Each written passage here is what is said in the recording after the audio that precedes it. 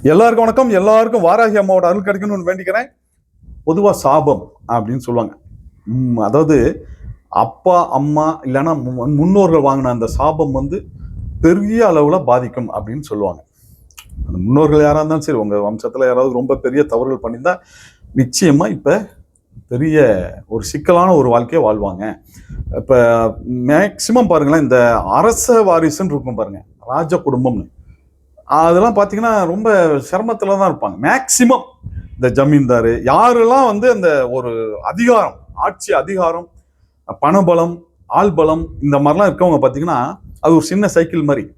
அந்த ஒரு சைக்கிள் அப்படி மாறும்போது அதாவது ஒரு சக்கரம் மாதிரி, அந்த சக்கரம் அப்படி கீழே இறங்கும்போது பார்த்தீங்கன்னா அப்படி ஒரு வம்சமே இல்லாமல் போயிடும். சரிங்களா? எப்பயுமே அப்படிதான். அது நம்ம என்ன பண்ணுவோம்னா, அந்த திமிரு நம்மகிட்ட எல்லாமே இருக்கேங்கிற ஒரு இதில் ரொம்ப ஆடிடுவோம். அதுக்கப்புறம் பார்த்தீங்கன்னா ரொம்ப ரொம்ப ரொம்ப கஷ்டத்தில் போய் மாட்டிக்குவோம். நான் இது மாதிரி ஆட்கள் நம்ம நிறைய பேர் நம்ம கிட்ட வந்திருக்காங்க. அதெல்லாம் ஒரு சிலருக்கு வந்து சரி பண்ணி கொடுத்தோம், ஒரு சிலருக்கு வந்து ஓரளவுக்கு நார்மலானது. ஏன்னா நிறைய பேத்துக்கு வந்து அதை முழுமையாக அது சரி பண்ண இயலலை, அதாவது முடியலை. அவ்வளோ பெரிய சாபம். நீங்கள் மைசூர் மகாராஜா குடும்பமே பார்த்தீங்கன்னா பெண் சாபத்துக்கு ஆளாகி கடைசி வரைக்கும் பெண் குழந்தையாவே தான் வாரிசு பிறக்கும். ஆண் வாரிசுங்கிறது இப்போதான் இந்த இதில் தான் வந்து பார்த்தீங்கன்னா 25 வருஷம் ஆச்சு நினைக்கிறேன். அதுக்கு முன்னாடி வரைக்கும் பெண் வாரிசே தான். அதை சாபத்தை சரி பண்ணுறதுக்காக எனக்கு ஒரு பெண்ணோடைய சாபம் அது என்ன ஆகி போச்சுன்னா, அவங்கள சிலையாக வடித்து அது வாரிசு எத்தனை வாரிசுனே தெரியல, ஒரு 10-15 எனக்கு தெரிஞ்சு அவ்வளோ இருக்கும்னு நினைக்கிறேன். அத்தனை தலைமுறைகள் வேண்டி சரிங்களா காலில் விழுந்து அதுக்கப்புறம் தான் இப்போ ஆண் வாரிசு அவங்களுக்கு வந்துருக்கு. அது வரைக்குமே ஆண் வாரிசு வந்து தத்து எடுத்து தான் வளர்ப்பாங்க. சரிங்களா? அது மாதிரி நிறைய பேர் பாருங்களேன், என்னன்னே தெரியாமையே ஒரு சிக்கலான ஒரு வாழ்க்கை வாழ்வோம். அது நம்மளை செயல்பட விடாது. தேவையில்லாத ஒரு பிரச்சனை, தேவையில்லாத சங்கடம், நான் எது நல்லது தான் செஞ்சேன், எப்படா நான் இவ்வளோ பெரிய பிரச்சனை மாட்டிக்கிட்டேன், இதே மாதிரியே வரும், தொடர்ச்சியாக வரும். உடம்பு முடியாது, உடம்பு வலிக்கும், டாக்டர்கிட்ட போனால் ஒன்றுமே பிரச்சனை இல்லைம்மா. என்ன இதுனாலும் சரி, உங்களுக்கு நல்ல படிப்பு அறிவு நல்லா இருக்கும், ஆனால் பார்த்தீங்கன்னா எந்த ஒன்றுக்கும் யூஸ் இல்லாமல் கடைசியில் வாழ்க்கையில் கஷ்டப்படுற மாதிரி ஆயிரும். நல்ல தொழில் வர மாதிரி இருக்கும், நல்ல லாபத்தை கொடுத்துரும், திடீர்னு பார்த்தீங்கன்னா அதுக்கப்புறம் ஒன்றும் இல்லாமல் தெருவில் நிற்கிற மாதிரி ஆயிரும். எதுனாலும் சரி கடைசியாக பார்த்தீங்கன்னா அதோடைய தோல்வியோடைய அந்த வலி வந்து தாங்க முடியாமல் நிறைய பேர் தற்கொலை பண்ணிக்கிறவங்க கூட இருக்காங்க. அந்த மாதிரி தான் நிறைய பேர் மாட்டிக்குவாங்க. ஒரு அரசியல் எடுத்துக்கிட்டிங்கன்னு வைங்களேன், நம்ம ஐயா ஒருத்தர் இருப்பார் அழகிரி, நம்ம மதுரையில் இருக்காங்க. இன்னைக்கு அவங்களுடைய பையன் பார்த்தீங்கன்னா ரொம்ப முடியாத ஒரு கோமா ஸ்டேஜ், அந்த ரேஞ்சில் தான் இருக்கார். அவங்க கிட்ட இல்லாத பணம் யார்கிட்ட இருக்கும்னு தெரியல. அந்த அளவுக்கு அவங்ககிட்டலாம் பணம் போதுமான அளவுக்கு கண்டிப்பாக இருக்கும். எனக்கு தெரிஞ்சு அந்த ஐயா மட்டும்தான் தொண்டர்கள், அதாவது என்கிட்ட இருக்கிற தொண்டர்களுக்கு ஒரு மரியாதை கிடைக்கல, ஒரு ஒரு உபயோகம் ஒன்றும் அவங்களுக்கு கிடைக்கல, ஒரு சரியான ஒரு பதவியோ அங்கீகாரமோ கிடைக்கலன்னு சொல்லி எனக்கு இந்த கட்சியே வேணானவர் அவர் ஒருத்தர் தான் எனக்கு தெரிஞ்சு. அவருடைய பர்சனல் லைஃப் அது அப்புறம். ஆனால் அடுத்தவங்களுக்கு என் கூட இருக்கவங்களுக்கு ஒன்று கிடைக்கல அப்படின்னோடனே எனக்கு வேணான்னு சொன்ன ஒரே ஆள் எனக்கு தெரிஞ்சு அவர் தான். இன்னைக்கு வரைக்கும் அது அப்படியே விட்டுட்டு போயிட்டார். என் கூட இருக்கவங்களுக்கு ஒன்றும் இல்லைன்னா அப்புறம் எதுக்கியா எனக்கு அப்படின்ற மாதிரி ஆகிட்டார். அந்த அளவுக்கு ஒரு நல்ல மனுஷன் தான். ஆனால் என்னன்னு கேட்டிங்கன்னா, கூட இருக்கிறவங்க பண்ணக்கூடிய அந்த மிஸ்டேக்ஸ் இருக்கு இல்லைங்களா, ஒரு அளவுக்கு மீறின தவறு, அந்த தவறை தட்டி கேட்காத ஒன்று இன்னைக்கு யாரை பாதிச்சிருக்குன்னு பாருங்க. அவர் கூட இருந்தவங்களும் பாருங்களேன், நீங்க நிறைய பேர்த்த பார்க்கலாம், அவங்களுக்கும் கஷ்டமான ஒரு சூழ்நிலை தான் வந்திருக்கும். இப்போ முன்னெல்லாம் பார்த்தீங்கன்னா ஆண்டவன் அரசன் வந்து அன்றே கொள்ளுவான், தெய்வம் நின்று கொள்ளும்பாங்க. இன்னைக்கெல்லாம் வந்து நிறைய பேத்துக்கு எப்படின்னா இம்மிடியேட்டாக நடந்துருது. சரிங்களா? எவ்வளோதான் நீ நல்ல மனுஷன் இருந்தாலும் தவறு நடக்கும்போது உன் கூட இருக்கவங்களை தட்டி கேட்கல, உனக்கு கீழே இருக்கவங்களை தட்டி கேட்கலனாலும் நிலைமை இப்படித்தான் அப்படிங்கிற மாதிரி ஆயிடுச்சு. எனக்கு தெரிஞ்சு அவர்லாம் வந்து கோவக்காரர் வழியே எனக்கு தெரிஞ்சு மற்றபடி ஒன்றும் பெருசாக இருக்கிற மாதிரி தெரியல. டக்குன்னு கோவப்படுவார், உணர்ச்சிவசப்படுவார், நல்ல மனுஷன். ஆனால் என்னன்னா கூட இருக்கவங்க எல்லாம் சரி நிறைய பேர் அப்படிதான் இருப்பாங்க, நல்ல மனுஷனா இருப்பாங்க. ஆனால் கூட இருக்கவங்க வந்து தூண்டுதலின் பேரில் நம்ம கூட இருக்கவங்களுக்கு ஒன்று இப்படி நடக்குதுன்னு சொல்லி அவங்க கொஞ்சம் ஒரு சில தவறுகள் பண்ண போயோ, இல்லை கூட இருக்கவங்களுடைய தவறு தட்டி கேட்காதனாலையோ அந்த குடும்பம் வந்து சின்ன பின்னம் ஆயிடும். இன்னைக்கு உங்களுக்கு தெரியும், அவர் துரை தயாநிதி நல்லா தான் செஞ்சாங்க. எனக்கு தெரிஞ்சு ஒரு சில தவறுகள் இருக்கலாம், அந்த தவறும் கூட இருந்தவங்களாம் நடந்துக்கிறதா 90% வாய்ப்பு இருக்கு. சரிங்களா? அவர் செஞ்சிருப்பாரானா எனக்கு தெரிஞ்சு டவுட்டு தான். ஏன்னா பார்க்கறதுக்கு வந்து கரடு முரடா இருந்தாலும் கூட அவர் கூட பழகினவங்களை பற்றி கேட்கும்போது நேர்மையா இருப்பார் அப்படின்னு தான் சொல்றாங்க. அவரு நேர்மையா தாங்க இருப்பாரு. கூட இருக்கிறவங்க தான் வந்து ஏதோ ஒரு சில தவறுகள் பண்ணிடுவாங்க. ஆனா கூட இருக்கவங்கள காப்பாற்றணுங்கிறதுல இவர் உறுதியா இருப்பாரு. யாரா இருந்தாலும் சரி, அவர்கிட்ட போயிட்டோம்னா கண்டிப்பா அவங்கள காப்பாற்றணும் அப்படிங்கிறதுல உறுதியா இருப்பாரு. அது எவ்வளவு கஷ்டம் வந்தாலும் பார்த்துக்கலாம் பாரு, எவ்வளவு பிரச்சனை வந்தாலும் பார்த்துக்கலாம் பாரு. ஆனா என்னன்னா, ஒரு சில இந்த மாதிரி கூட இருக்கவங்க அளவுக்கு அதிகமா பண்ண தவறுகள்னால அவர் இப்ப இன்னைக்கு பாதிக்கப்பட்டிருக்காரு அப்படிம்பாங்க. அப்ப பாருங்களேன், அவர் அவ்வளோ பெரிய உச்சத்துல இருந்த ஒரு எம்பி, ஐயா கருணாநிதி ஐயாவுடைய பையன், சீஃப் மினிஸ்டருடைய அண்ணன், அவர் நினைச்சா இன்னைக்கு என்னமா பண்ணலாம். ஆனா அவருடைய குழந்தைய அவரு ரொம்ப சிரமப்பட்டு பார்த்துட்டு இருக்காரு. அதுல இருந்து மீண்டு வருவாராங்கிறது கூட டவுட்டுங்கிறாங்க. கோமாவில இருந்து எந்திரிச்சு வருவாராங்கிறது. அப்ப பாருங்க, நீங்க எவ்வளவு பெரிய அரசனாவே இருந்தாலும் சரி, ஒரு சில சாபங்கள் வந்து உங்களை கண்டிப்பா அதாவது சாவு கூட டக்குன்னு செத்து போயிடுவாங்க. ஒரு 5 நிமிஷம் 10 நிமிஷம் செத்து போயிட்டா கூட தெரியாது. கண்ணுக்கு முன்னாடி பெத்த பிள்ளையோ இல்ல அப்பாவோ அம்மாவோ யாராவதோ இருக்கட்டும், அக்காவோ தங்கச்சி தம்பி அண்ணன், கண்ணுக்கு முன்னாடி ரொம்ப கஷ்டப்பட்டு வருஷ கணக்கா இருந்து அவங்க மரணம் அடைகிற போது அந்த வலி அவங்களுக்கும் அது ஒரு மிகப்பெரிய ஒரு வலியும் வேதனையுமா இருக்கும். அதை பார்க்குற நமக்கும் அப்படித்தான் இருக்கும். இதுதான் அந்த சாபம் அப்படிம்பாங்க. இந்த மாதிரியான சாபங்கள் இன்னைக்கு என்கிட்டயே பார்த்தீங்கன்னா வாரத்துக்கு குறைஞ்சது ஒரு 2-3, நான் மேக்சிமம் வெளிநாட்டு இதுதான் பார்ப்பேன். அதில் பார்த்தீங்கன்னா அதுலேயே ஒரு குறைஞ்சது 2வது வரும். அதாவது ரொம்ப இவங்கெல்லாம் எப்படி இருக்காங்கன்னு நமக்கே தலை சுத்தம். எப்படா இவங்கெல்லாம் இத்தனை வருஷம் உயிரோட இருந்தாங்க, ஏகப்பட்டது. ஏன்னா நம்ம சொன்னோம்னா அவங்களுக்கு கண்டிப்பாக தெரிஞ்சுப்பேன். அதனால தான் அதை வந்து அதிகமாக சொல்லலை. சரிங்களா?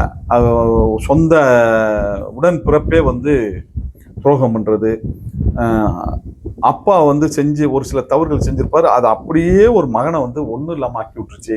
இந்த மாதிரி நிறைய சிக்கல். ஆனால் நான் சொல்றவங்க மேக்சிமம் வந்து நல்லவங்க தான். அவங்கெல்லாம் அதுலேயும் ஒரு பாப்பாலாம் இருக்குது, ரொம்ப சின்ன பிள்ளை. அதெல்லாம் வந்து என்ன துரோகம்னா என்னன்னு தெரியாது, யாருக்கும் வந்து ஒரு பிரச்சனை கொடுத்து கூட இருக்காது. ஏன்னா அவ்வளோ சின்ன பிள்ளை அது.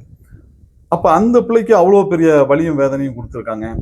அதாவது எப்பயுமே நம்ம ஆண்டவனை திட்டுவோம், ஆண்டவனே உனக்கு கண்ணு இல்லையா, உனக்கெல்லாம் வந்து நான் இவ்வளோ கஷ்டப்படுறேன்னு தெரியலையா. ஆனால் அதுக்கு முன்னாடி என்ன பண்ணாங்க அப்படின்னு இப்போ கூட பாருங்க, நான் பேசாமல் தற்கொலை பண்ணிட்டு இறந்துறேன்னு சொல்லி நிறைய பேர் என்கிட்ட சொல்லுவாங்க. நான் சொல்லுவேன், இப்போ பண்ணீங்கன்னா இதுக்கு அடுத்தது இதை விட இன்னும் கொடூரமாக இருக்கும். நீங்கள் பாருங்களேன், நம்ம கிட்ட ஒருத்தவங்க வந்தாங்க, அவங்க இந்தியா தான். சரிங்களா? இந்தியா அவங்களுக்கு வந்து அவ்வளோ அவங்க நமக்கு தெரிஞ்சவங்க ஒன்றும் சொல்ல மாட்டாங்க. இப்போ அவங்க என்னன்னா, ஒரு 40 வருஷத்துக்கு முன்னாடி வந்து அவங்க அம்மா என்ன பண்ணியிருக்காங்க, அந்த கிணறுல வந்து ஒரு 2 குழந்தைங்களோட போய் இவங்களும் குதிச்சுட்டாங்க. ஏதோ ஒரு பிரச்சனை அதில் வந்து அவங்க அம்மா வந்து அந்த 2 குழந்தையோட போய் இறங்கிட்டாங்க, உள்ள இறங்கிட்டாங்க, கிணத்துல குதிச்சுட்டாங்க. அதில் வந்து அவங்க பலியாகிட்டாங்க. இவங்க மட்டும் இல்லாமல் 2 குழந்தையும் உள்ள கிணத்துல போட்டாங்க, செத்து போச்சு. அவங்க இப்ப வரும்போது பாத்தீங்கன்னா அதுல தப்பு, இந்த ஒரு அம்மா மட்டும் தப்பிச்சிட்டாங்க. இவங்க வீட்டுல இல்ல, அதனால இந்த ஒரு அம்மா தப்பிச்சிருச்சு. இன்னைக்கு அவங்களுக்கு ஒரு குழந்தை பிறந்து அதுக்கும் கல்யாணம் பண்ணி கொடுத்து இப்ப அந்த பிள்ளைக்கு, அதாவது இவங்களோட மகளுக்கு குழந்தை இல்லை. அப்புறம் தான் நம்ம பார்த்தப்ப இது ஏதோ ஒரு சாபமா இருக்குமா, யாரோ ஒருத்தங்க உங்க சைடு, உங்க அப்பா சைடோ இல்ல அம்மா சைடோ யாராவது வந்து அதாவது குழந்தைகளை கொண்டு இருப்பாங்க, அதனாலதான் இப்ப உங்களுக்கு இந்த பிரச்சனை அப்படின்னோடனே அப்போ அவங்க சொன்னாங்க, ஆமாங்க எங்க அம்மா வந்து இந்த மாதிரி என்னுடைய கூட பிறந்தவங்களோட கிணத்துல வந்து குச்சி இறந்துட்டாங்க, ஏதோ அப்பா அம்மாக்குள்ள பிரச்சனை, அப்போ வந்து இந்த மாதிரி பண்ணிட்டாங்க, தப்பான முடிவு பண்ணிட்டாங்க. அப்போ பண்ணது 40 வருஷத்துக்கு மேல ஆச்சு. இன்னைக்கு இந்த அம்மாவுக்கு கல்யாணம் பண்ணி குழந்தை பிறந்து இவங்க மகளுக்கு கல்யாணம் பண்ணி இப்ப 5 வருஷமா குழந்தை இல்லைங்கும் போதுதான் பார்த்தா இவ்வளவு பெரிய பிரச்சனை. அவங்களுக்கு குழந்தை பிறப்பு, ஆனா போய் டாக்டர்கிட்ட எல்லாம் போய் காமிச்சிங்கன்னா எந்த பிரச்சனையும் இல்லை, இது நல்லா இருக்குது, எந்த சிக்கலும் கிடையாது, இப்படியே தான் சொல்றாங்க.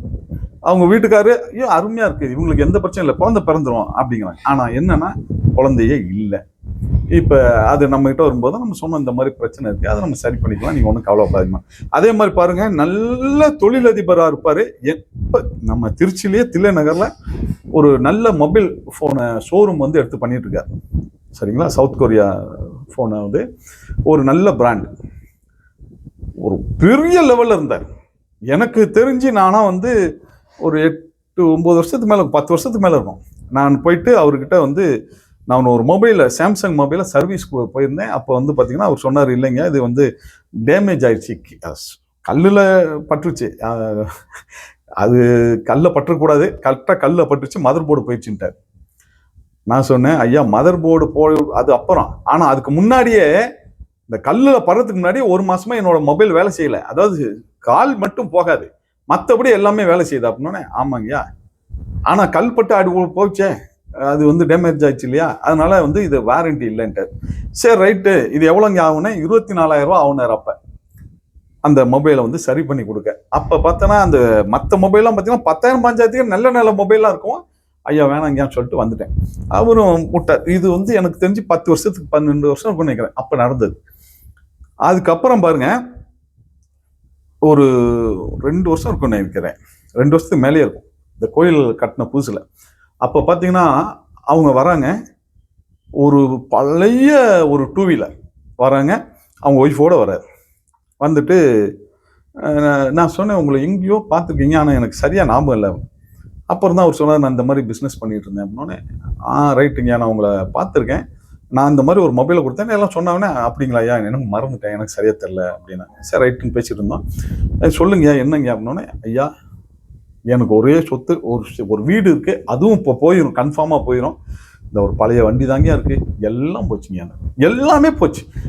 நல்ல உச்சத்துல இருந்து அதை விட வேதனை, ரொம்ப பயங்கரமான வேதனை என்னன்னா, இந்த வாழ்ந்து கெட்டவங்க இருப்பாங்க பாருங்க, அது ரொம்ப மோசமான ஒண்ணு. அதுலயும் நல்ல உச்சத்துல இருந்து டம்முன்னு விழுவான் பாருங்க, அது எல்லாத்தை விட கொடூரமான ஒரு வழியை கொடுத்துரும்.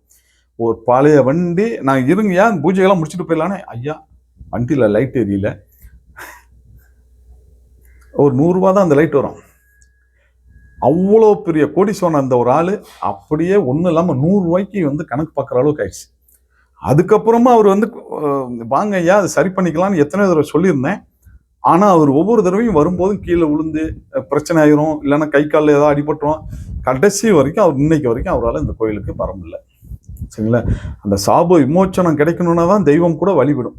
அதுக்கு முதல்ல நீங்கள் வந்து அதுக்கு உண்டான வேலைகளை நீங்கள் செய்யணும். சரிங்களா? நான் எவ்வளோ இது இருந்தாலும் பரவாயில்ல, நான் அப்படி தான் இருப்பேன் இருந்தாலும் கஷ்டம்தான். அது இல்லாமல் ஒரு டைம் வேணும். சரிங்களா? ஒரு எதுவுமே இல்லாமல் ஒரு சில கோயிலுக்கெல்லாம் நீங்கள் வந்து நுழையவே முடியாது. அது வந்து அந்த அந்த அந்த தெய்வமே நினைச்சாதான் உங்களுக்கு வழிவிடும். அப்படி வழி விட்டுருச்சுனாலே நீங்கள் வந்து அந்த சாபத்திலேருந்து விமோச்சனம் ஆகலாம், விடுதலை பெற்றுவீங்கன்னு அர்த்தம். சரிங்களா? ஐயா எனக்கு இந்த மாதிரிலாம் கொஞ்சம் பிரச்சனைகள்லாம் இருக்குது அப்படின்னா, நீங்கள் ஒன்றும் இல்லை, கீழே இருக்கிற வாட்ஸ்அப் நம்பருக்கு மெசேஜ் பண்ணுங்கள், நம்ம அதை பற்றி பார்ப்போம். இந்த தடைகளை கொடுக்கக்கூடிய ராகுகேது தான் இங்கே, ராகுகேது பரிகாரஸ்தலமாக இந்த கோயில் இருக்குது. இங்கே இலகுவா அந்த தடைகளை நீக்கக்கூடிய அம்மா லகுவாராகி இங்கே இருக்காங்க. இங்கே ஒவ்வொரு பஞ்சமிக்கும் ரொம்ப சிறப்பாக பஞ்சமி ஹோமம், நவகிரக ஹோமம், அப்புறம் ராகுகேது பரிகார ஹோமம், அப்புறம் பைரவர்களுக்கு பலி கொடுக்கறது, அபிஷேகம், அன்னதானம், பூஜைகள்னு ரொம்ப சிறப்பாக நடைபெறும். அதில் கலந்துக்கிட்டீங்கனாலே உங்களுக்கு வெற்றி தான். இந்த கோயில் 94 கரியமாணிக்கம் அப்படிங்கிற கிராமத்தில் இருக்குது. சமயபுரம் மாரியம்மன் கோயில் உங்களுக்கு தெரியும், நல்ல பாப்புலரான கோயில். அந்த சமயபுரம், திருச்சி மாவட்டம் சமயபுரம் பக்கத்தில் 94 கரியமாணிக்கங்கிற கிராமத்தில் இருக்குது. இங்கே ஒவ்வொரு பஞ்சமிக்கும் ரொம்ப சிறப்பாக ஹோமங்கள்லாம் நடைபெறும். நீங்கள் வந்து கலந்துக்க முடியாதவங்க வாட்ஸ்அப் நம்பருக்கு தொடர்பு கொள்ளுங்க, நம்ம அதை பற்றி பார்ப்போம். என்றைக்கும் எல்லாரும் நல்லா இருக்கணும். வாராகி அம்மாட்ட வேண்டிக்கிறேன். நன்றி, வணக்கம்.